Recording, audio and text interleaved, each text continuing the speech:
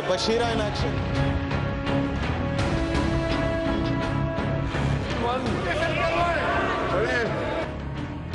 एक शख्स जो कि इमरान खान के वोट को पर जीत कर आया है, जिसका नाम लोटा असलम अबड़ो है, उसको बिठाया है ट्रेजरी बेंचेस के ऊपर। असलम अबड़ो साहब ने अगर आइन के आर्टिकल 63A की खिलाफ वर्जी की है कि इनके जिन लोगों ने GDA के साथ हाथ किया, उनके खिलाफ ये क्या कार्रवाई कर रहे हैं? इन्होंने सेनेट की सीट पे डांस जीता था, इमरान खान ने इत्तेमाद का वोट लेके पार्लियामेंट में मैच जीता है। आप चेयरमैन सेनेट का इलेक्शन आगे ले जाइए। सेनेट के इंतखाबात को चोरी किया गया है।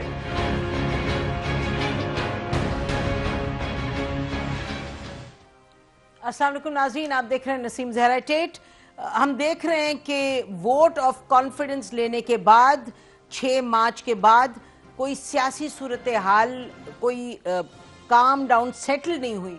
उसके बरक्स हम ये देख रहे हैं कि जहाँ तक हुकूमत का ताल्लुक है, जहाँ तक PTI का ताल्लुक है, वो चाहे इलेक्शन कमीशन हो, चाहे सिंध का पार्लियामान हो, चाहे सुप्रीम कोर्ट हो, वो केसेस वहाँ लेके जा रहे हैं और बहुत सी चीज़ों को कंटेस्ट कर रहे हैं। चाहे वो यूसुफ रज़ा गिलानी साहब के बेटे की वीडियो की बात हो, चाहे यूसुफ रज़ा गिलानी साहब के इलेक्शन की बात हो, या सिंध में जो 2 उनके MPA हैं, वो जो उन्होंने कहा जी हम वोट नहीं देते, वोट ऑफ कॉन्फिडेंस नहीं, सेनेट में वोट नहीं दिया उन्होंने PTI के कैंडिडेट को।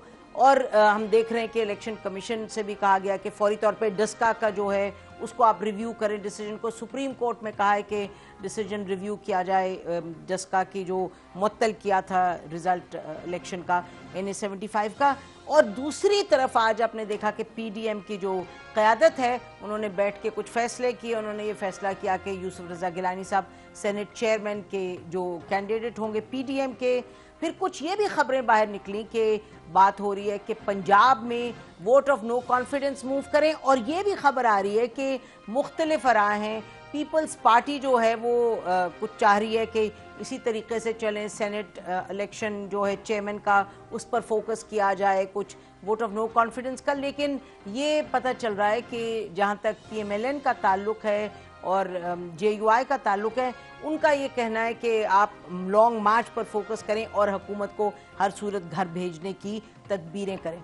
तो क्या ये सबका क्या मकसद, क्या इमरान खान, अगर हम कहें इमरान खान 2 यानी वोट ऑफ कॉन्फिडेंस के बाद जब इमरान खान साहब ने अपना नया सिलसिला शुरू किया, क्या वो हुकूमत उनकी ज़्यादा इस वक्त स्टेबल होगी, बेहतर परफॉर्म करेगी, या ये जो सूरत हाल है ये इसी तरह रहेगी? बात करने के लिए हमारे साथ मौजूद है नाजरीन सीनियर एनालिस्ट मोहम्मद मालिक हैं, एनालिस्ट हैं, एंकर हैं, अपना प्रोग्राम करते हैं। थैंक यू मालिक। फ़हद हुसैन साहब हैं, ये डॉन के साथ काम करते हैं, एनालिस्ट, राइटर, एंकर, बहुत शुक्रिया फ़हद। और सलीम साफ़ी साहब अपना प्रोग्राम करते हैं, एनालिस्ट, राइटर और एंकर, बहुत बहुत शुक्रिया आप तीनों का। मालिक, आपसे मैं शुरू करती हूँ। आपने खबर कल और परसों बात की अपने प्रोग्राम में, आपने कहा कि कुछ तब्दीलियाँ पंजाब में, एक तो है कि वोट ऑफ नो कॉन्फिडेंस, लेकिन आपने कहा कुछ तब्दीलियाँ कई जगहों पे, अहम जगहों पे फैसले हुए हैं कि बुज़दार साहब जो सबसे बड़ा सवाल रहा है शुरू दिन से कि जी उनकी वो तब्दील किया जा रहा है, और कि कुछ इस तरह की तब्दीलियां सामने आ रही हैं, इस पर जरा रोशनी डालिएगा। यकीन देखिए, 2019 से एस्टैब्लिशमेंट जो है वो प्राइम मिनिस्टर को कह रही है कि बुज़दार साहब चल नहीं पाएंगे और इनकी परफॉर्मेंस बड़ी कमजोर है। और अगर आपको पता है, अगर पंजाब में आप परफॉर्मेंस कहाँ पे कहते हैं तो इस्लामाबाद में आप डूबते हैं। मैं तो कहता है if you don't swim in Punjab you drown in Islamabad. 2019 में भी प्राइम मिनिस्टर ने कुछ हाना की और कहा कि नहीं हम टाइम देंगे, ये चलेगा। 3-4 दफा ऐसे बारी बात हुई है, ये भी पहली दफा नहीं हुआ। लेकिन इस बार बड़ा सीरियस काम हो गया हुआ है, और खासतौर पर डस्का में और फिर गिलानी साहब की जो सेनेट की फतह हुई, उसमें एस्टैब्लिशमेंट की बड़ी, मैं उसको कहता हूँ टैक्टिकल न्यूट्रलिटी थी। टैक्टिकली न्यूट्रल हुए 2 चीजों में, इंसिडेंट्स के ऊपर, और बड़ा क्लियर हो गया इमरान साहब की गवर्नमेंट में भी कि अगर एस्टैब्लिशमेंट उनके साथ नहीं होती तो शायद गवर्नमेंट संभाल ना पाए। ऑपोजिशन का जो मोमेंटम है, जो महंगाई है, तमाम चीजें, बहुत सी चीजें, और performance has left many things wanting. अब कुछ फैसले बिल्कुल मेरी इत्तला के मुताबिक हुए हैं और ये इंडिकेट प्राइम मिनिस्टर ने भी किया कि वो चेंजेस तो करेंगे। पहले भी वादे किए थे, नहीं किया, लेकिन मेरा ख्याल है इस बार जितनी सीरियसनेस सिचुएशन हुई है, इसके बाद अब ऑप्शन वो नहीं रहा प्राइम मिनिस्टर के पास जो आज से 2 साल पहले था। और देखिए, जो आपने शुरू में कहा कि वोट ऑफ कॉन्फिडेंस भी हो गया और स्ट्रेंथ आ गई, ये वक्ती तौर पर तो मजबूती होती है वोट ऑफ कॉन्फिडेंस लेना, लेकिन वोट ऑफ कॉन्फिडेंस मजबूत गवर्नमेंट नहीं लेती। यही कमजोरी की निशानी है कि आपको वोट ऑफ कॉन्फिडेंस लेना पड़ा। आज से 2.5 साल पहले जब प्लान आए थे, कोई सोच नहीं सकता था कि 2 साल बाद, 2.25 साल बाद वोट ऑफ कॉन्फिडेंस लेने की नौबत आ जाएगी। और मैं तो देखता हूँ टाइम कितना रह गया। अगर आप 2.5 साल भी रख लें तो मैं तो बार बार आर्ग्यू करता हूँ कि जब आप सालों में देखते हैं आपको बहुत वक्त लगता है। 2.5 साल का मतलब है 127 हफ्ते। आप अगर इसमें से 6 माह भी निकाल दें तो आपके पास रह गए 104 हफ्ते। 104 हफ्तों के अंदर इमरान खान साहब ने पूरे मुल्क में अपना परसेप्शन चेंज करना है, डिलीवरी का परसेप्शन देना है। जो मिस गवर्नेंस है पंजाब में और इवन केपी के इज अ बैड एग्जांपल, वहां पे इलेक्शन जो हारे हैं उसको ओवर सिंप्लीफाई करके बात की जा रही है कि जी वो लियाकत खटक और परवेज खटक भाइयों का झगड़ा था। It was more than that, वो वन ऑफ द फैक्टर्स था। तो ये बड़ा ही अब टाइट रोप एक्ट है और ऑपोजिशन को जो खून की स्मेल आती है ना, opposition is smelling blood also. ये तो खुशकिस्मती है कि जो जरदारी साहब हैं वो जेन्युइनली नहीं चाहते कि अर्ली इलेक्शन हो, उनकी पॉलिटिक्स को सूट नहीं करता। वरना जिस तरह उन्होंने डिलीवर किया था सेनेट के अंदर, उनके पास वोट और पैसा भी था, जो लगा है नहीं लगा व्हाटएवर, कि वो इसमें भी अपसेट बहुत बड़ा एक हो सकता था अगर एस्टैब्लिशमेंट बीच में ना स्टेप इन करती। सो ये भी वीक टू वीक अभी आपको बहुत इंस्टेबिलिटी आएगी, लेकिन अगर रीइन्वेंट ना किया इमरान खान साहब ने अपने आप को, मैसिव चेंजेस ना किए और जो अब वादे हुए हैं अगर उन वादों पे फिर यू टर्न हुआ तो आई थिंक ये एक पेज नहीं रहेगा और गवर्नमेंट नहीं गिरेगी। आई डोंट थिंक गवर्नमेंट कहीं जा रही है, लेकिन ये जो 2 साल हैं ही will be thrown to the wolves. ये वादे मालिक वेरी क्विकली वादे किससे किए हैं जो आपने कहा इससे पहले? I go to the other panelist. जाहिर है वादे आपके मेरे से तो नहीं होते ना, हमारी क्या औकात है। जिनकी हैसियत, आप कह रहे हैं इस्टेब्लिशमेंट के साथ वादे जो किए हैं, ये बताएं फहद, इस्टेब्लिशमेंट के साथ जो वादे किए हैं, ये मतलब इस तरह की बातें हमने पहले भी सुनी हैं, ख़ास तौर पे बुज़दार साहब के हवाले से, क्योंकि तमाम मीडिया के लोग इस पर बात हम करते रहे हैं कि बुज़दार साहब डिलीवर नहीं करते। पब्लिक भी यही बात करती है, कूड़े के जो ढेर हैं वो कहानी सुनाते हैं बुज़दार साहब की परफॉर्मेंस की। तो लेकिन उसके बावजूद 2.5 साल में हमें तो नहीं लगा कि इमरान खान साहब इस पर कोई तजल्जुल का, कोई तजब्जुब का शिकार थे। I think is very clear कि it's going to be Buzdar साहब।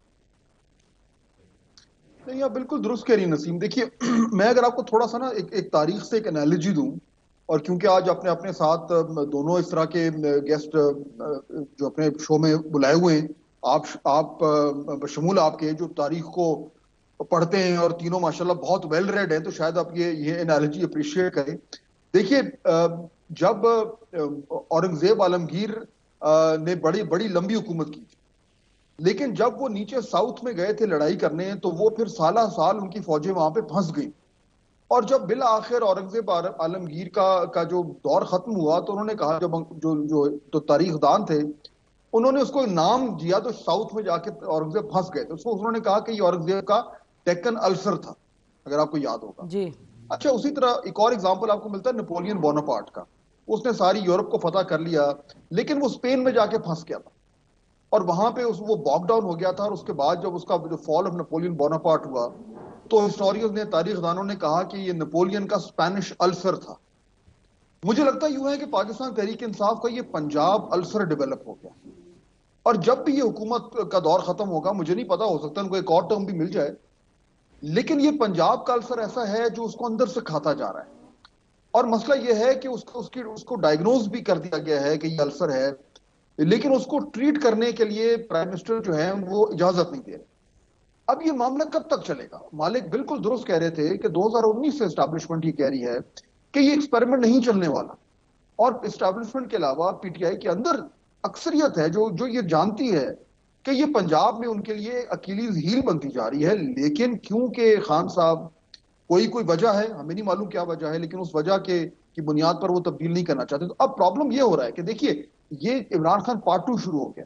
या तो वो इस अल्सर को ट्रीट करना शुरू करें, और उसकी ट्रीटमेंट का एक तरीका वही है जो अभी मालिक साहब ने जिक्र किया कि कोई तब्दीलियां लाएं, कोई चेंज करें, जो कि अब मुश्किल हो गई। अगर नहीं की तो वो अल्सर जो है उसके जो इम्पैक्ट है वो हमें नजर आ रहा है, जिसका आपने अभी जिक्र किया नसीब, कि हर तरफ कूड़ा है, गवर्नेंस नहीं हो रही, मेडिकल और एजुकेशन फील्ड में बुरा हाल है।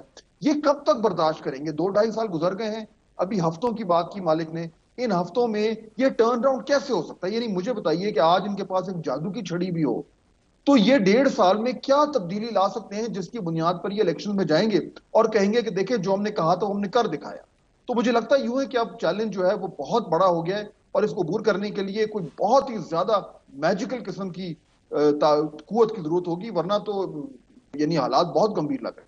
जी सलीम साफी साहब, हालात गमगीर लग रहे हैं आपको, और मुझे नहीं दिखाई देता कि इमरान खान साहब को गमगीर दिखाई देते हैं हालात। मेरा ख्याल है कि वो मुख्तलिफ जगहों पे जहां उनकी टीम्स जा रही हैं, चाहे election commission, supreme court etcetera, और जो आके टेलीविज़न पर जो बातें करते हैं, कोई आसार तो नहीं कि इमरान खान साहब को, उनको हाँ महंगाई का एहसास है, उसके अलावा मेरा ख्याल है कि वो पंजाब ही की बात अगर करें, आई डोंट थिंक कि वो कोई चेंज लाने वाले हैं। जो भी इस्टेब्लिशमेंट से उनकी बात होती है वो हम सुनते रहते हैं, हम 2 साल से सुन रहे हैं। नहीं, एक तो ये कि चेंज कभी भी इमरान खान साहब अपनी मर्जी से उस पर तैयार नहीं होंगे, और कोई भी हुक्मरान इक़्तिदार ख़ुद नहीं छोड़ता। दूसरा देखिए कि इसमें कोई शक नहीं कि बुज़दार साहब की परफॉर्मेंस अपनी जगह पे ख़राब है, लेकिन ये भी एक ज़्यादती है कि इस वक्त इस मुल्क के जो असल मसले हैं वो बुज़दार साहब की वजह से नहीं हैं। वो क्या जो मईशत तबाह हुई है और हमारा GDP ग्रोथ वो 6% से आके 1% पे आ गया है, तो ये बुज़दार साहब की गलती है। इस वक्त जो हमारे जितने सफारती ब्लंडर्स हुए हैं, और आप देखें कि एक एक मुल्क का और एक एक महाज को जिस तरीके से मिसहैंडल किया गया है, तो क्या ये बुज़दार साहब की गलती है या उसमें बुज़दार साहब का क्या है?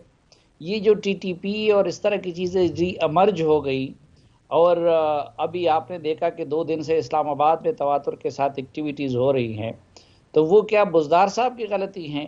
ये भी मेरे ख्याल में दहशतगर्दी का, इंतहा पसंदी का जो मसला है, नेशनल एक्शन प्लान पे कुछ नहीं हुआ। ये जो मुल्क में बदतमीज़ी के कल्चर को फ़रोग दिया गया, ये उस रोज़ जो कुछ हुआ, बुज़दार बेचारे तो शरीफ आदमी हैं, उसमें तो मेरे ख्याल में कोई उनकी कंट्रीब्यूशन नहीं है। ये शहबाज गिल और चौहान और फलां और ये जो उस रोज़ मरियम औरंगज़ेब के साथ जो कुछ हुआ, इसमें ये जो इस वक्त मुल्क को असल बहरानों का सामना करना पड़ा है इस तब्दीली की वजह से, तो उसमें तो बुज़दार साहब बेचारे की कोई कंट्रीब्यूशन नहीं है। वो तो सब कुछ मरकज से खबर है। अच्छा, फिर ये कि अगर बुज़दार साहब की हुकूमत डिलीवर नहीं कर रही है, तो किसी ने खैबर पख्तूनख्वा का देखा हुआ है? वहाँ आप किसी भी मायार पे देखें, जिस तरीके से एजुकेशन का बेड़ा गर्क कर दिया गया, जिस तरह हेल्थ का बेड़ा गर्क कर दिया गया, जिस तरह वहाँ पे पंजाब में तो 2-3 पैरेलल चीफ मिनिस्टर होंगे। मैंने गिन के आपको बताए थे कालम के खैबर पख्तूनख्वा में 10 लोग बतौर चीफ मिनिस्टर वहाँ पे एक्ट कर रहे हैं। या क्या बलूचिस्तान की सूरत हाल बहुत ज़्यादा कोई खुशाइंद है? तो ये एक एक नुक्ते को और बुज़दार के बीच मेरे ख्याल में जो मसला है, मसला वो मरकज़ से है। और मरकज़ से किस लिए है कि एक तो ये कि एक जाली और मसनूई निज़ाम है, और एक जाली और मसनूई क़यादत मुल्क पे मुसल्लत की गई है। और अभी जिस तरह बात हुई कि ज़िमनी इलेक्शन से या फिर बाग से, हर चीज़ से ये साबित हो गया कि ये अपने ज़ोर बाजू पे या अवाम की हिमायत से नहीं आए हैं, बल्कि उनको लाया गया है और उन बैसाखियों के ज़रिए उनकी हुकूमत कायम है। तो जब मामला, जब पार्लियामेंट जेनवन ना हो, जब लीडरशिप जेनवन ना हो, जब सिस्टम जेनवन ना हो, तो उसमें मेरे ख्याल में फिर अफराद का जिक्र करना वो फजूल हो जाता है। इसलिए अगर कोई इस मुल्क को बचाना चाहता है, इन बहरानों से अगर मुल्क को निकालना चाहता है और ये चाहता है कि मज़ीद तबाहियाँ ना हो, हमारे इकनॉमिक फ्रंट पे भी, हमारे कल्चरल फ्रंट पे भी, हमारे पॉलिटिकल फ्रंट पे भी, तो उसका तरीक़ा यही है कि जेनवन अवाम के मुंतखब नुमाइंदों को सामने लाने के लिए जेनवन इंतखाबात किए जाए, और ये जो मुख्तलिफ इदारों को, मीडिया को, इलेक्शन कमीशन को, जुडिशरी को ये जो हथकड़ियाँ पहनाई गई हैं तो उसको खोल दिया जाए। जी मालिक, आप अगर ये आपने सबका पॉइंट ऑफ व्यू सुना, अगर आप इस वक्त ओवरऑल सिचुएशन को देखें तो आपको क्या दिखाई देता है? जो अगले स्टेप्स हम देखने वाले हैं वो तो यकीनन ये जो सब बातें हो रही हैं, कोई ऐसी चीज जिससे कि कोई डिजास्टर हो जाए और भट्टा बैठ जाए, उससे हट करके हमें कोई चेंज वैसे दिखाई नहीं देता। तो बैटल्स जो हैं वो चाहे बाई इलेक्शंस में हो, चाहे इलेक्शन कमीशन में हो, चाहे सुप्रीम कोर्ट में हो, लगता है कि बैटल्स वही होंगे। तो अगला जो बैटल है वीडियो वाला इलेक्शन कमीशन में, क्या होगा वहां मालिक?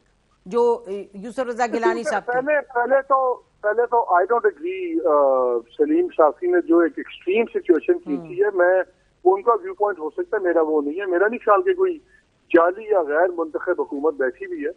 इलेक्शन तो बाद में पूरे ऑपोजिशन ने इशू बनाया, पहले 1.5 साल 1.25 साल ऑपोजिशन ने तो कभी इलेक्शन का इशू बनाया ही नहीं है। अगर ना हमने इलेक्शन पिटिशंस देखी, ना हमने वो सारा चीज देखा, सो आई डोंट थिंक इलेक्शन तो इशू बना दिया ऑपोजिशन ने बाद में। पहले 1.25 साल खामोश क्यों थी? तमाम चीजों में पार्टिसिपेट किया, असेंबली के अंदर जाके बैठे हुए, ड्रामा होता है बतौर एहतजाज बैठे हैं। लेकिन जो we have to call spade a spade, जो इलेक्शन चुराने का ड्रामा था वो 1.5 साल बाद नहीं याद आता ऑपोजिशन को, वो या पहले दिन से होता या नहीं होता। ठीक है, प्रॉब्लम्स हैं, वो अपनी जगह है।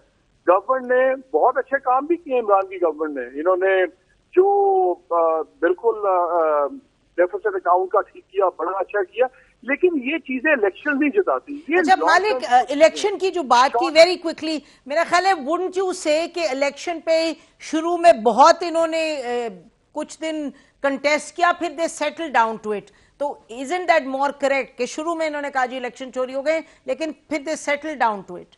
इलेक्शन हो गया, इमरान ने जब अपना फटा डाला तो उसने नहीं बैठा ना, इमरान खान लगा रहा ना, निकालता रहा जी 4 हल्के खोलो, वो हल्के खोलो। He never accepted the legitimacy. ये तो आराम से 1.25 साल तक legitimacy होगी। जब मुकदमे चलने शुरू हुए, जब इनके ऊपर एवन फील्ड निकला, सडनली इन्होंने वो डाल दिया। लेकिन जो इमरान की गवर्नमेंट की शॉर्टकमिंग्स है वो अपनी जगह है, लेकिन उसका मतलब ये नहीं कि बाकी सारे सही भी हैं। वो अपनी जगह गलत है, ये अपनी जगह गलत है। We have to keep things in perspective. हम अभी बात कर रहे हैं मिस गवर्नेंस की। ठीक, मेरा नहीं ख्याल कि इमरान खान की गवर्नमेंट को ये कोई खतरा है कि वो टाइम से पहले निकल जाएगी। मेरा ख्याल है गवर्नमेंट रहेगी। लेकिन जो इमरान खान की गवर्नमेंट को अभी सपोर्ट है एस्टैब्लिशमेंट की, अगर ये चेंजेस ना हुई तो वो सपोर्ट हट जाएगी। अच्छा, इंटरेस्टिंग है मालिक, मुझे ब्रेक लेने दें, ब्रेक के बाद नाज़रीन वापस आते हैं। मालिक का जो पॉइंट ऑफ व्यू है वो कह रहे हैं कि ये परफॉर्मेंस जो भी है और पॉलिटिशियंस जो भी कह रहे हैं, अल्टीमेटली इमरान खान साहब की हुकूमत की जो सस्टेनेबिलिटी है वो इस्टेब्लिशमेंट के साथ जो रिलेशनशिप है, स्टेबिलिटी और सस्टेनेबिलिटी शायद उससे आती है। ब्रेक के बाद ये कॉन्वर्सेशन कंटिन्यू करते हैं। Stay with us.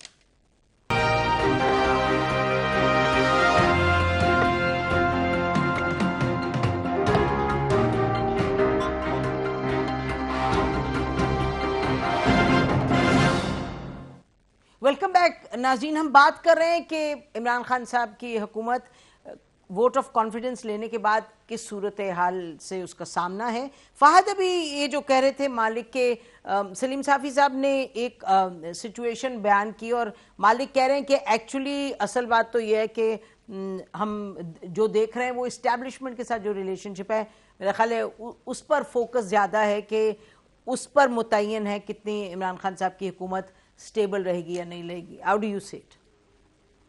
देखिए, मेरे ख्याल इसको थोड़ा सा डायसेक्ट कर लेते हैं। मालिक का ये पॉइंट जो है इससे मैं एग्री करता हूं कि जब तक एस्टैब्लिशमेंट से रिलेशनशिप जो है वो बियॉन्ड रिपेयर नहीं होती तो इमरान खान साहब की हुकूमत को कोई खतरा नहीं। अगर तो हमने इस हुकूमत की जो एग्जिस्टेंशियल फेयर्स हैं उस पर बात करनी है तो फिर तो एस्टैब्लिशमेंट से जो ताल्लुकात हैं वो बहुत अहम कोई है एग्जिस्टेंशियल फेयर्स? फहद कोई एग्जिस्टेंशियल फेयर्स लगते तो नहीं है, मुझे दिखाई देते। देखिए, अभी तो नहीं लग एग्जिस्टेंशियल फेयर्स कैसे हो सकते हैं, अब उसको भी देख लेते हैं। देखिए, एक तरीका तो ये है कि जी लॉन्ग मार्च आए और इधर बिल्कुल केओस हो जाए और उसके बाद जो है वो running of the state impossible हो जाए, उसका इम्कान बहुत कम नजर आ रहे। उसके पीछे जाहिर बात है फिर ये रहता है कि कोई पार्लियामेंट्री नंबर्स इनके कम हो जाए। वो भी हमने देख लिया कि उनके कम से कम सेंटर में पार्लियामेंट्री नंबर जो है वो ठीक है, तो वो इशू भी नहीं है।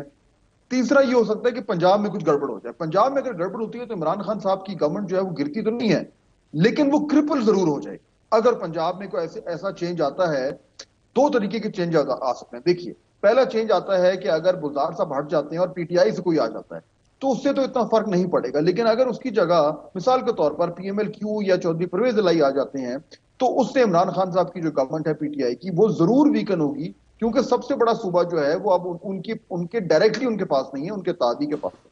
और तीसरा एक्सट्रीम केस ये है कि वहां पे कोई चेंज आता है जिसपे पीडीएम जो है वो लीड में आ जाता है। अगर ऐसा होता है तो फिर इमरान खान साहब की गवर्नमेंट जो है वो तकरीबन लेम डक हो जाएगी और अगले 1.5-2 साल जो है वो लंगड़ाती हुई तो क्रॉस कर लेगी फिनिशिंग लाइन, लेकिन उसके अलावा उसके बाद कुछ नहीं रहेगा। तो ये तमाम तर सिनेरियोज हमारे सामने है, लेकिन बात वही है कि इन सिनेरियोज को पूरा करने के लिए एस्टैब्लिशमेंट का रोल क्रिटिकल है। जब तक वो इशारा नहीं करेंगे तो मुझे नहीं लगता कि पंजाब में या सेंटर में कोई तब्दीली आ रही है। लेकिन क्या इसका मतलब है कि एस्टैब्लिशमेंट की अगर उनके पास सपोर्ट रहे उसके बावजूद वो इस तरह की कारकर्दगी दिखा सकते हैं कि वो अगले इलेक्शन में बड़ी मुस्तहकम पोजीशन से जाएं? इस पहलू पे मेरा ख्याल है बहुत बड़ा सवालिया निशान है, क्योंकि एस्टैब्लिशमेंट जो है वो उनकी कारकर्दगी को हेल्प करने में, बेहतर करने में ज्यादा हेल्प नहीं कर सकती, उनकी लॉन्जेविटी जो है उसको सस्टेन करने में जरूर कर सकती। अच्छा, तो सलीम ये बताइए कि ये करें फहद के आफ्टर द इलेक्शंस, अगले इलेक्शंस की बात करें कि इस्टेब्लिशमेंट का जो रोल है वो कितना मदद करे या ना करे। हम अगले 2 साल की बात करते हैं। अगले 2 साल में ये बताइए कि पीडीएम जो इस वक्त अपने सियासी वार करने की कोशिश कर रही है, वो सियासी वार कहाँ तक जाएंगे? अगर पंजाब में भी हमें नहीं दिखाई देता कि पीडीएम कोई उसको मिलेगी पोजीशन अहम पंजाब में, अगर चेंज आया भी तो लगता है क्यों लीड करेगी ये जो सेटअप होगा आफ्टर द चेंज। तो इस सूरत हाल में पीडीएम अपना लॉन्ग मार्च वगैरह करके कोई इस तरह केओस क्रिएट करे, उससे हटके हमें आप मुझे बताइए, आपको दिखाई देता है कि कोई इस तरह एक्सट्रीम तब्दीली आने के इम्कानात है? देखिए, एक तो ये कि तब्दीली सिर्फ उस सूरत में आएगी जिस पे हम सब का इत्तेफाक है कि अगर इस्टेब्लिशमेंट हाथ उठा लेगी। और अब हम एक तरफ कहते हैं कि नहीं, ये जेन्युइन निज़ाम है और ये अपने पाँव पे खड़ा है और जेन्युइन इलेक्शन हुआ है। दूसरी तरफ हम सब इस पे भी इत्तेफाक करते हैं कि नहीं जी, अगर इस्टेब्लिशमेंट का सहारा ना हो तो अगले दिन फिर ये हुकूमत नहीं रहेगी। इस पे तो पूरी कौम का इत्तेफाक है। दूसरी बात ये है कि अगर कोई उधर नहीं गया तो इसलिए नहीं गया, अब इस इलेक्शन कमीशन के पास अपनी फरियाद ले जाने की क्या ज़रूरत थी, जिसको सब लोग देख रहे हैं कि वो पिछले कितने सालों से पार्टी फंडिंग केस में उनको बचा रहे हैं।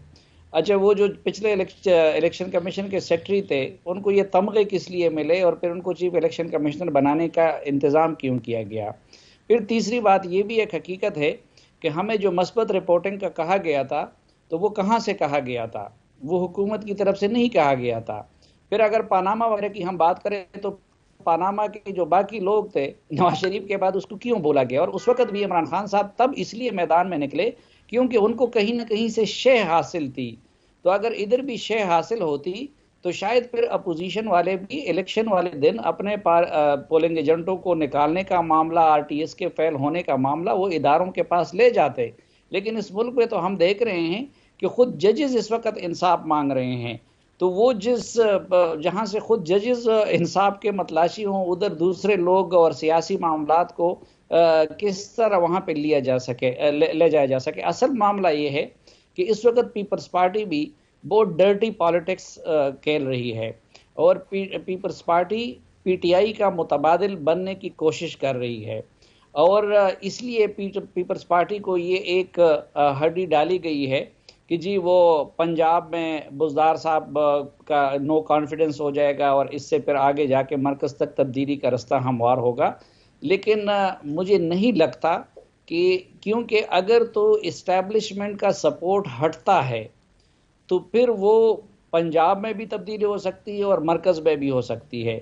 लेकिन अगर मरकज़ में वो सपोर्ट उनके साथ है, और ज़ाहिरी बात है कि हम सबको पता है कि उस्मान बुज़दार साहब वो खान साहब के चॉइस हैं, वो उन पे कड़े हैं, उन पे डटे हुए हैं। इसी तरह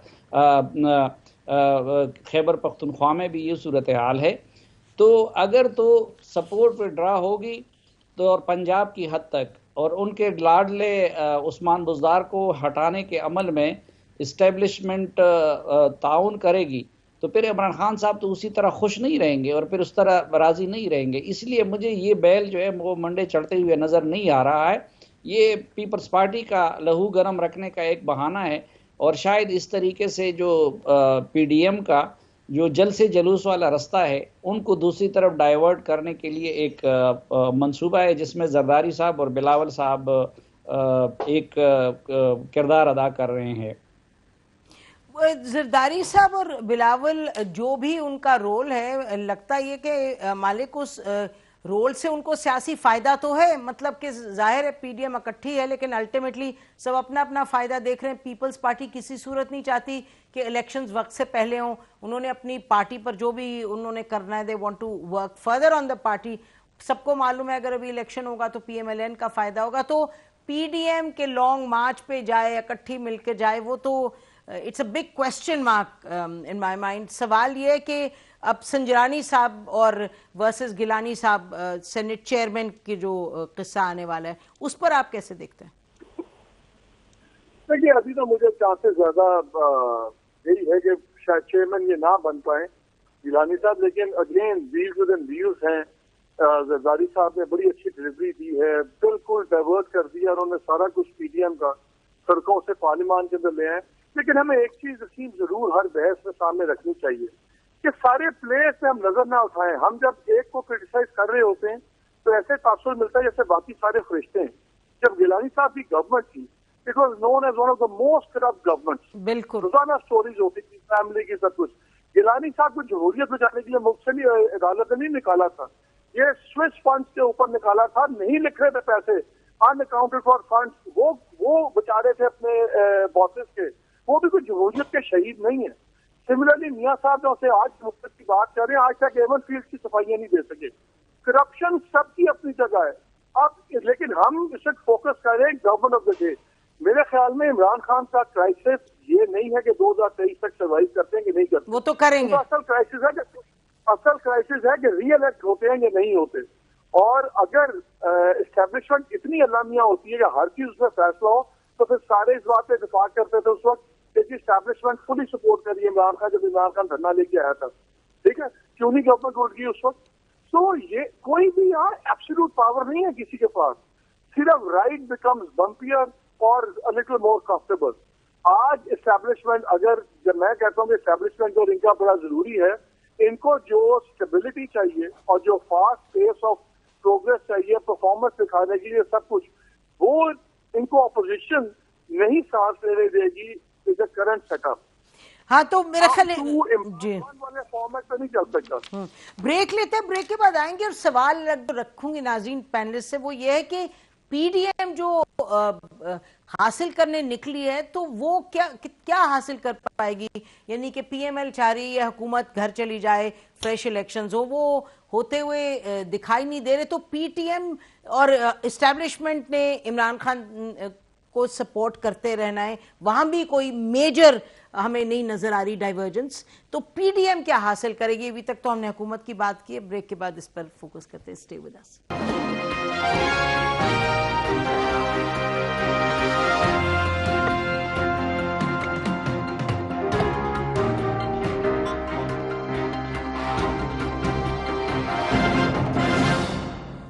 वेलकम बैक नाज़रीन। बात कर रहे हैं अब कि पीडीएम क्या हासिल कर रही है सब में।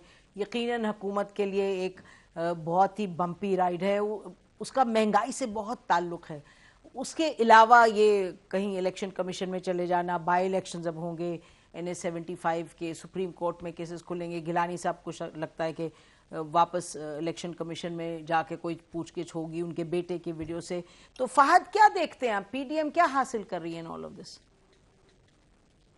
देखिए नसीम, पीडीएम के पास जो उनको मोमेंटम नहीं था, जनवरी में अगर आप देखें तो पीडीएम के हालात बहुत बुरे थे। जब उनके असेंबली से इस्तीफों का जो स्ट्रैटेजी थी, उसको पीपल्स पार्टी ने जो कहा कि हम उसको नहीं करेंगे, तो लगता यूं था क्या पीडीएम फारिग हो गई। लेकिन एकदम पिछले 3-4 हफ्ते में पीडीएम को एक नया मोमेंटम मिला, और उसमें एक तो पीपल्स पार्टी की जो स्ट्रैटेजी थी पार्लियामेंट में रहने की, उससे उनको फायदा हुआ है। दूसरा, पाकिस्तान तहरीक इंसाफ ने जो यके बाद दीगरे बहुत सारी गड़बड़ें की हैं, गलतियां की हैं, उनसे अब देखिए मामला यूं है कि सेनेट चेयरमैन अगर इलेक्ट हो जाते हैं गिलानी साहब, तो फिर तो पीडीएम की गुटी जो है बहुत ज्यादा चढ़ जाएगी, और उसका जो मोमेंटम है वो ट्रांसलेट करेगा जो 18 मार्च को मेरे ख्याल है डस्का में इलेक्शन है, उसमें हमने देखना है कि PMLN की जो विक्ट्री है उसका क्या मार्जिन रहता है, क्योंकि बाहिर लगता है कि वो जीतेंगे और उसके बाद फिर लॉन्ग मार्च है। लेकिन मुझे लगता यूं है कि ये जो 2-3-4 हफ्ते हैं ये क्रिटिकल है। अगर इन तमाम चीजों के बाद भी जो है वो PDM के पास कोई कॉन्क्रीट आउटकम नहीं आता, तो मुझे लगता यूं है कि वो फिर आहिस्ता आहिस्ता सेटल डाउन हो जाएंगे और फिर बात यही होगी कि 2023 के लिए किस तरीके से तैयारी करनी है। पंजाब इस वक्त एक ओपन क्वेश्चन है, उसमें हमें देखना है कि क्या वाकई में पीपल्स पार्टी जो है वहां पे कुछ करना चाह रही है, क्योंकि अभी तक की जो खबरें हैं उसमें यह है कि PMLN इंटरेस्टेड नहीं है फिलहाल। उनको गुलजार सूट करता है अनलेस ये कि उनका अपना कुछ चीफ मिनिस्टर आ जाए, जिसके इम्कान अभी कम लग रहे हैं। तो अगर तो 2-3-4 हफ्ते में हुकूमत को बहुत बड़ा कोई धचका ना लगा तो उसके बाद आहिस्ता आहिस्ता अगले इलेक्शन की तैयारी हो जाएगी। और वो मेरे ख्याल कोशिश PDM की होगी कि हुकूमत जो ऑलरेडी जिसके पैर जो है थोड़े उखड़े हुए हैं उसको सांस ना लेने दें, ताकि इलेक्शन तक के अगले 1-1.5-2 साल में वो बिल्कुल भी कुछ भी काम ना कर सके और कमजोर से कमजोर तक होती रहे। ये मुझे हिकमत अमली नजर आ रही जी। अच्छा सलीम, ये जब तक महंगाई का जिन बोतल में बंद नहीं होता जब तक तो हुकूमत प्रेशर में, पब्लिक के प्रेशर में रहेगी। अगर आप PDM की तरफ आए तो आज जो खबर बाहर आई उसमें ये भी बात थी कि नवाज शरीफ साहब ने और मौलाना फजल रहमान साहब ने ये आज का PDM की मीटिंग में, आप तो ज़रूर जानते होंगे अंदर की खबर, के उन्होंने कहा कि जी जिन लोगों ने यानी कि हम इस्टेब्लिशमेंट की सपोर्ट से कुछ हासिल नहीं करना चाहते, हमने इलेक्शंस हमें चाहिए। तो आपको क्या लगता है ये डस्का का इलेक्शन कमीशन में जो हियरिंग्स वगैरह होंगी, भले से अगर फैसल वाडा को भी हटा दिया जाए, ये सब चीज़ों के बावजूद क्या PDM हासिल क्या करेगी? देखिए नसीम, एक तो ये कि PDM के अंदर ये 2 बयानिए तो हैं इस वक्त। एक तो जरदारी साहब री इलेक्शन नहीं चाहते, उनको पता है कि शायद री इलेक्शन की सूरत में उनको सिंध भी दोबारा ना मिले, पंजाब से तो उनको कुछ ही नहीं मिलना है। दूसरी तरफ मौलाना साहब के इस सिस्टम में कोई स्टैक्स नहीं है, वो जल्द अज जल्द इसका खात्मा चाहते हैं। मुस्लिम लीग नून पहले भी ये चाहती थी और अब पंजाब में जब ज़िमनी जो रिज़ल्ट आ गए उससे तो पता चल गया मुस्लिम लीग नून को कि री इलेक्शन की सूरत में वो पंजाब को स्वीप करेंगे। तो बाकी जो जमातें हैं कौम परस्त, मौलाना, वो सब ये री इलेक्शन की तरफ जाना चाहेंगे।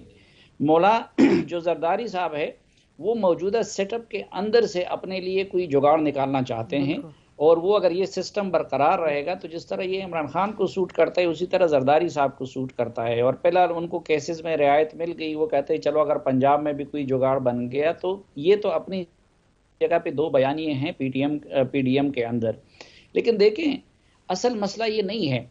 असल मसला जो शुरू से हम कह रहे थे कि बदकिस्मती से जिसको हुकूमत दिलवाई गई उनको हुकूमत करना नहीं आता, और जिनको अपोजिशन में धकेला गया तो उनको अपोजिशन करना नहीं आता।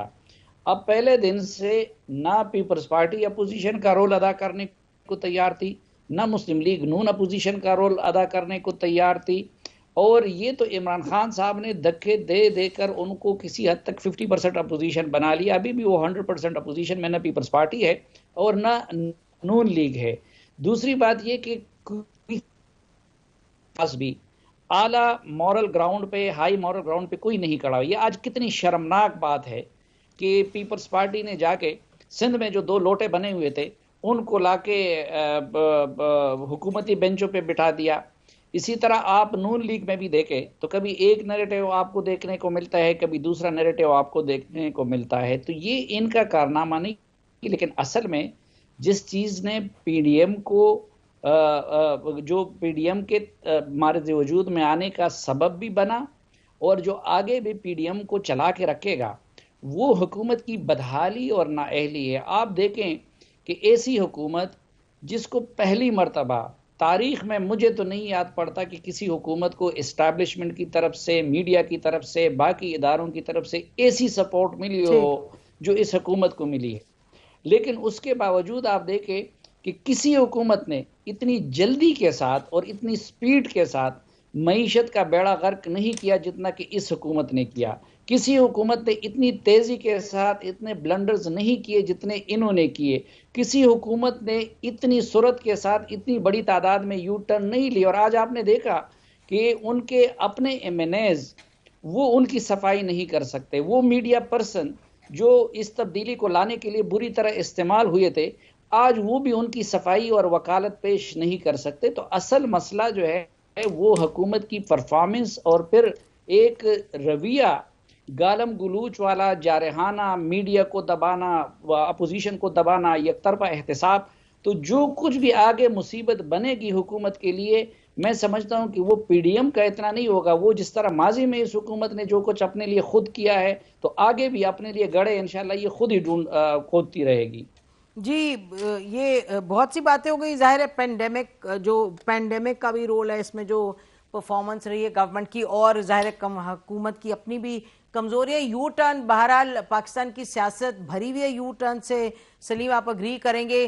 फर्क ये है कि इमरान खान साहब ने हाई मॉरल ग्राउंड ली है, लेकिन जैसे शेख रशीद साहब आपके प्रोग्राम में कल या परसों कह रहे थे आपके इंटरव्यू में कि उन्होंने बड़ी क्लियरली कहा कि जी लेने पड़े थे हमें वोट्स उनसे जो उन्होंने अपने आप को बेचा है पीडीएम के हाथों, और उन्होंने कहा कि वोट तो लेना था क्योंकि इमरान खान साहब ने हुकूमत अपनी सर्वाइव करवानी थी। लेकिन तमाम सियासी जमातें ऐसी करती हैं पाकिस्तान की, और करती रही। और जो भी आप बात कह रहे थे कि ऑपोजिशन का रोल नहीं अदा करती, आप में हम सब जो बैठे हैं, हम एक और स्टैंडर्ड से चलते हैं। पाकिस्तान की सारी सियासी जमातें अपने लिए जो उनको जरूरत होती है, आखिर मियां नवाज शरीफ साहब और ये जो भी सेटलमेंट्स हुई, जो भी बिहाइंड द सीन्स कुछ एग्रीमेंट्स हुई, कोई आया कोई गया, ये सब चीजें जो है प्राइमरी मेरा ख्याल है मोटिव्स होते हैं कि अपने लिए क्या फायदा उनको मिले।